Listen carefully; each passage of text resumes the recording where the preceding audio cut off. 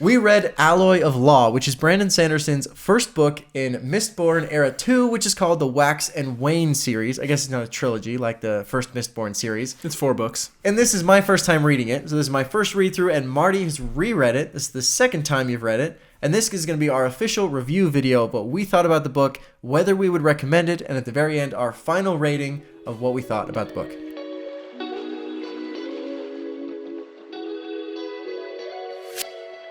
Yeah, we're gonna dive right into it and give you our raw thoughts on it. There will be some spoilers in this. Yep. Hopefully not too much for you. Actually, there might be a lot. We'll see. We typically have a lot of spoilers. We tend to do that, so Yeah. you've been warned. But Jaden, this is your first time. What did you think? So we read it in the past week. So my overall impression is like I read the whole book in a week. Yep. And I really, really liked it. It's almost like I would kind of categorize it as like a side story, it feels like. I know it's the beginning of 4 books. Totally understand that. And it's a book that can be read in a week. Yes. It's a lot shorter than his a other lot books. shorter. The reading time is like 12, 13 hours or something like that. If you're going to read it on an audiobook, which I tend to do. Yes. I don't even own the copy of this and book. it feels like it reads faster too, Yes, which is also yep. nice. It's a lot more of like a quick story where it's like one direction. There's not a whole lot of branching in different areas, different directions. It's very like on track. You know what you're doing. I guess that's relevant because there's trains involved. Hey. But yeah, I thought it did a good job of that because it lets you kind of just follow the story and a little bit more relaxed. I know a lot of the Mistborn and then Way of Kings books especially, you really have to focus because they can switch gears, change topics, teach you something about the world you didn't know, like randomly, and you just don't know when that's going to happen. But this was a lot more like you go along the same storyline and you keep going along that storyline until it's resolved, which I think is really cool, shorter, and I think it was great. Yeah, I was a big fan of this book. A lot of people online, it's kind of a controversial book on if people, I know, it's crazy, if people like it or not. And I think it's because it is such an abrupt change from the original Mistborn books to this book. Not near as deep as the original books, but also it's a very short story. But to be honest, I knew the context of these books before coming in on them, before reading them, and I think that changed my perspective on them. Because Sanderson originally wrote these books with the intention that this would only be a 1-book thing. It would just be one-off and kind of like let you know what's kind of going on as he gets ready to write his next series. But then he had just enjoyed the series so much that he wanted to continue writing it. And so it does feel a lot like it's not like something that he wanted to go really deep in it, but just something he was having fun with it. And so I was willing to have fun with it. It does seem fun. He writes it in a fun way. I'm curious, and I was thinking about this as you were talking, what was the release of this book like? Do you know? Like, was it released in like Mistborn, Way of Kings, a couple of them, and then these? Or was it Dude, that is a great question. Because I wonder if that's part of the controversy, in the sense that if people were like reading Mistborn, reading Way of Kings, really getting into it, and then boom, comes out with this just fun kind of side story, maybe that's why people felt disillusioned and a little bit like a break from the standard Sanderson way of doing things. But for me, I think you had the same situation where we just read like some really deep books, some long books. We just finished Dune. Some great reviews on that on the channel as well if you haven't seen them. But all of that kind of is really deep, really long, really focused. You're really just dialed in the whole time. So it's kind of nice to have a book that's a little bit more fun, a little bit more, adventure-y. You just get a little, like more of a basic book you can read in a week. I thought from a podcast perspective, I think it went great. So I think so. Well, so let me give you an answer, okay? Yes. So first books that he wrote Elantris first. Was the first book. Then he went through and wrote the Mistborn trilogy, the original one. Then he wrote Warbreaker, The Way of Kings, and then Alloy of Law. Okay, so if they came straight from, if they're following along this whole career, they read Way of Kings, Alloy of Law is going to be very different than Way of Kings. Very different. It's going to be like 3 chapters in Way of Kings. And the craziest part is, too, somewhere in here, he stops writing all Cosmere stuff. Because I don't know if he takes it says here there's at least a 3-year break for Cosmere stuff. And this was in 2011 when he released Alloy of Law. Then 2014 is when he released Words of Radiance. But those 3 years, though, I think he must have been doing some of these books at the same time, but he stopped to write Wheel of Time stuff. But you also told me that he had waited to release Words of Radiance until he was like almost done with book 4. because he wanted to like make sure his outlines were all correct along that entire Stormlight before he released it. Of the Stormlight Archive? Yeah. That was the Mistborn series. Oh, okay. Yeah. So Mistborn series, I think he wrote them all at the same time. And then released them one at a time? One at a time. Okay. Well, I think if you're just getting into Sanderson now, for anyone who's listening, this is a really good time because you don't have to be just like, oh, I can't wait for this to come out. I can't wait for the next Cosmere book. And you have to wait 3 years. Yes. Now you've got a heck of a lot of content to read, all just right at your fingertips. Yep. And so, in the other words, with all this being said, it is very much a sidestep from all the other things that he's been doing. And I think he was writing this because he was writing another project, finishing the Wheel of Time, which is massive. It was extremely popular, way more popular than his stuff, especially at the time. How things have changed. I know, right?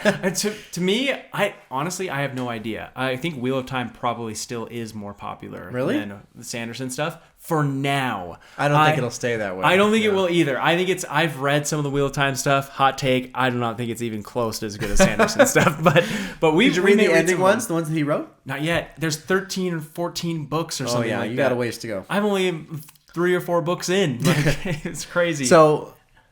So from this perspective, though, from Alloy of Law, coming all the way back to the review that we're specifically doing on this video, I think we want to specifically highlight the fact that it's good because it was a sidestep. It was a little bit different. And we're accepting that. We are very much accepting that. I'm excited about that fact, and I think it's fun to get to know new characters with an existing world.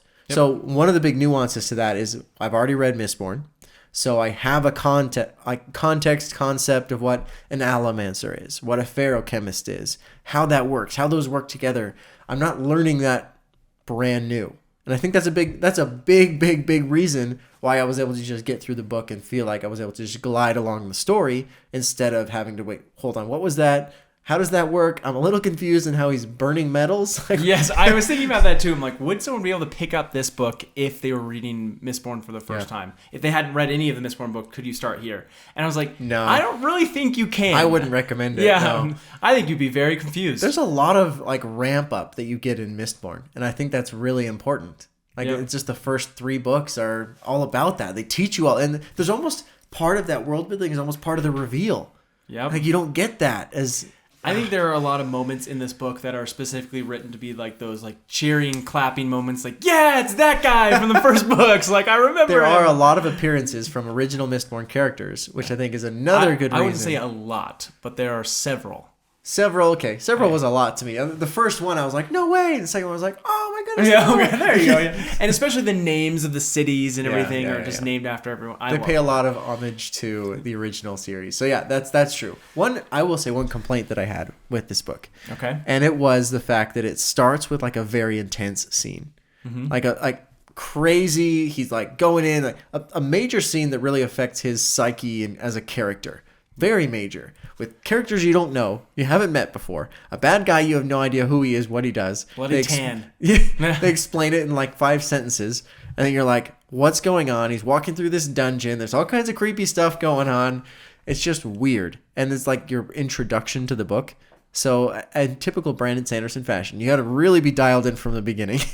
But what bothered me about it and why I think it personally was a critique, I just don't feel like I had enough context or understanding or even just empathy for these characters to understand any of the impact of that scene. I really felt like it kind of just came and went. And like such a powerful scene. It should have been a powerful scene. And I almost wanted in my mind for it to be that way. And it just wasn't for me because I didn't know any of these people. I wasn't even sure, like, maybe this bad guy's going to turn out to be the main character. Like, it could go any way, but I think that was hard for me. This is where I'm going to disagree with you. I thought that was a wonderful way to open the book. I thought it was intense, exciting, introduced you to the world real quick, and got you into the feeling of why Wax is the way that he is. Did you feel that way the first time you read it? Yes, 100%. And I remember reading it the first time, and I was like, this is incredible how fast it started. I love how fast-paced this book is. Interesting. And very interesting. I think it starts that from the beginning. And what I will say about this book all the time, I've told you this many times,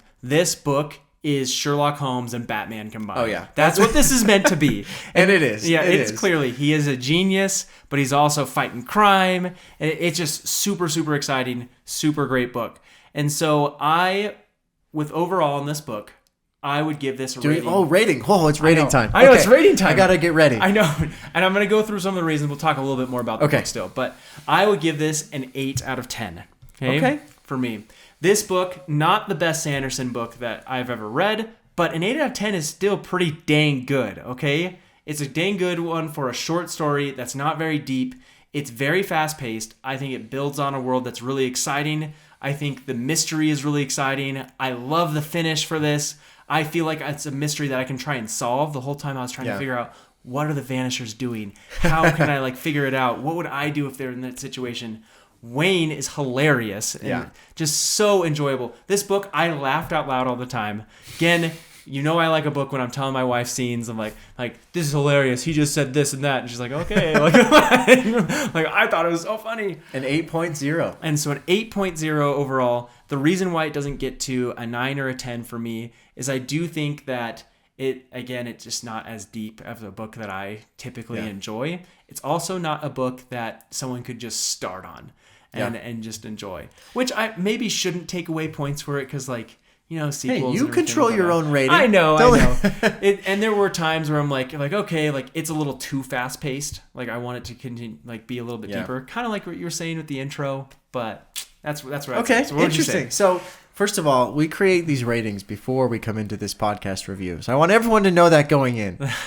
I also rated this an 8.0. That is what we're talking about. So it's I had different reasons. I guess some of them were similar. Like you mentioned, it's very straightforward. It goes along tracks basically the whole way. I predicted the final scene 5 chapters before it happened. Insane. That was a bit of a letdown for me. I think it's hilarious that you view that as a letdown because that is extremely impressive. I don't know very many people who pick that up. Well, thank you. But for me, it was I'm 99% sure this is how it's going to end. And it's going to be the main villain. This is what's going to happen. And there was a piece of me that was there's that 1% chance. Blow my mind. Come on. Show me something crazy. And there were some cool ending pieces. Absolutely. Which is why it's an 8. And that's anything over a 7 is would recommend as far as our reviews go. Yeah. But it's that part to me was okay, yeah, it's a good book, but it's not going to be one of the ones on my shelf that I'm I'm going to let you borrow this book. You have to read this book, like a Mistborn or a Way of Kings. Those are the books that I'm how can I get this into your hands so that you can read it? Seriously. But it's one of those if you're into Sanderson and you really like his way of writing, you like his characters, you want to dive back into the Mistborn world, absolutely. It's a good book. It's a definite recommend. But it's not in the 9s for me. And it didn't even make its way very strong into the 8s, so it's an 8.0. Oh, fascinating. Pretty easy average. Yep. 8 plus 8 divided by 2, 8. Exactly right. So great. Our final rating for this is an 8.0. Any final thoughts on recommendations for this? Anything context-wise you would need to give to a reader? Yeah, you have to read the original Mistborn series, which is phenomenal, and so it shouldn't be something that you should have already read it. I know, right? If you're watching this video and you haven't read that, what are you doing? Yeah. What are you doing? We did really well on keeping away spoilers, though. I know. This is actually, we said there were going to be spoilers. We didn't do any spoilers. I'm impressed with ourselves. I am pretty proud of us. If you haven't read the first Mistborn trilogy, definitely go and read that first. Yep. Alloy of Law is a great book. Would recommend. But don't make it your first foray into Brandon Sanderson. No. I don't think... And we have a list of how to get introduced to Sanderson. It's not the first book to read. So keep that in mind. But that's our recommendation. Overall, an 8. Hopefully, you guys have some comments for us. If you have a different rating for Alloy of Law, please leave in the comment section. That is where we will debate what the final rating should be. Our final rating is set. But you can make your rating whatever you want it to be. We'll read those comments. We love responding to them. And we'll see you guys in the next one.